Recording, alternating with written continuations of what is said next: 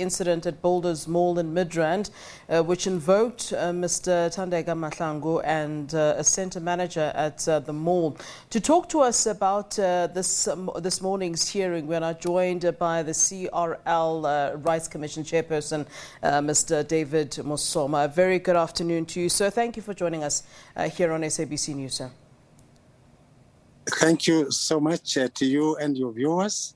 Before we get to what came out of today's hearings, so I mean a clear infringement of Chapter 2 of the Bill of Rights, which inter alia and it clearly actually just stipulates Section 31 saying that persons belonging to a cultural, religious, linguistic community may not be denied the right, subsection A, to enjoy their culture. I mean, it goes on. But why are people's rights that are so clearly enshrined, so clearly put in our Constitution, so clearly put in the Bill of Rights, being trampled on the regular, so casually in South Africa? From what you understand, what do you see being the reason for this? What I see, and of course as a commission and broadly speaking, is that there is there's a lack of knowledge of the Constitution. Yeah. That's the first thing. Yeah. People don't seem to take care to understand the Constitution, which so clearly explains how we should live together and how we should harness, protect and promote the rights that are enshrined in it. That's the first thing. The second thing is that people who run our institution need what we call cultural education or cultural consciousness, diverse cultural consciousness of our people in South Africa. Yeah. And of course, if the Constitution lifts up culture, language and religion as the preeminence building blocks of a socially cohesive society, if we really aspire to that society, it is imperative that all of us should make an effort to harness these principles and live by them. Yeah. And if we do that, we shall not really experience that kind of conflict and confrontation which took place at the Boulders. I mean, the third thing. Sorry, just to come in, Dr. Mosoma, you'll continue.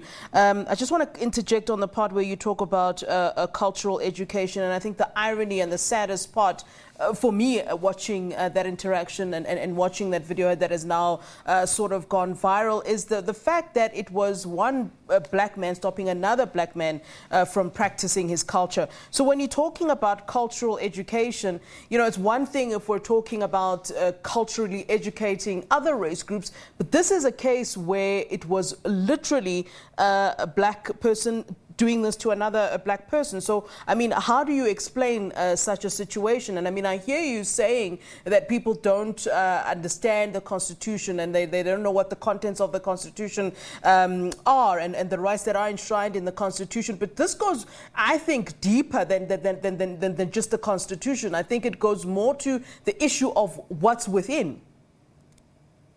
Yeah, I agree with you that education is one thing. There are many people who are educated who may not really understand the cultural implications of what they do. But what is important also is to understand where we come from. The black self-hate. I was explaining to the team this morning that in terms of our own cultural values, we say a person is a person because of others. And from that vantage point, it would have seemed to be possible that the two persons, one from the Tswana culture, the other from the Ndebele culture, would find an intersection that, in fact, what is at stake here is our own identity. Our own identity is at stake here, and therefore become defenders of the Ndebele culture. But instead, one who is dressed in the Western attire and the other who's dressed in the cultural attire seems to be at variance. One understands his own culture, the other does not seem to understand. Yeah. We can only blame that from the past we come from. Psychologically, we have been taught to hate each other, to look at what is our own inferior, what we call superior-inferior complexes, hating our own in favor of what we receive from others. Yeah. And Tata Mosoma, I think we've digressed a bit, but it was an important part of the conversation. So then let's get back to what our conversation really is about today. Then there was some sort of hearing today, which of course you were very much a part of. Take us through these hearings of today. Who appeared. And what came out of it. I think it would be rather unfortunate. You and I having this conversation about what's within, self-hate, all those things. I think it would be rather unfortunate for that gentleman to just be fired and then that's the end of it, because then the issue's not exactly then addressed at the root cause of it. So if you can just take us into your conference and talk to us about what really sort of came out of these discussions, sir. What came out was that we invited Mr. Mahlangu, who was accompanied by Mr. Masemula and Ms. Masuku, accompanying him, just to give us what actually transpired, a sense of the context, which he painted us very well, and that kind of rebuff was not the first time he got it. First, he got it from the Gautrain, where he was refused to go into Gautrain until he went to the taxis and went home. And of course, he suffered from a depression as a result of that. Why is it that I am rebuffed, insulted, undermined because of my own culture? Yeah. And in this instance, he and his sister or wife, they wanted to go and buy some stuff at Clicks. In fact, it would seem that they were not even aware about the complex, the layout of the complex. But then they finally got into Clicks. As they got into Clicks, they realized they were being followed by two security men. Mm-hmm. And as they went into Clicks and looked for what they were looking for, and one of the securities came close. And I think he then asked this security man, "Can you help me? I'm looking for a product here." And he said, "I'm not working here." All of a sudden, there was some kind of confrontation because they wanted to remove him. And he said, "No, call your boss to come here and so that we can talk." Yeah.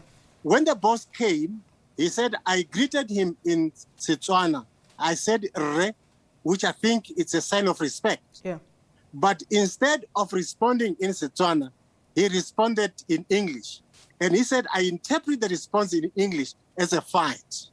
Because if this man was coming to me in good spirit, he would have greeted me in his own language, either Setswana or Zindebele, whichever language it was.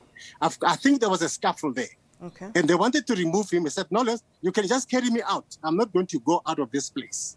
Finally, out of that conflagration, which of course there was an exchange between himself and the gentleman who claimed to that place was his own mall.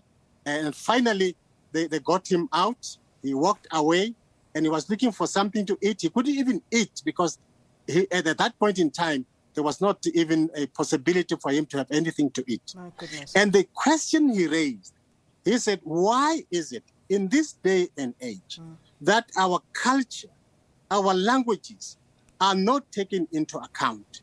Why is it that even my own kind, black people, would look down upon my culture instead of looking at it as something good, something to be promoted?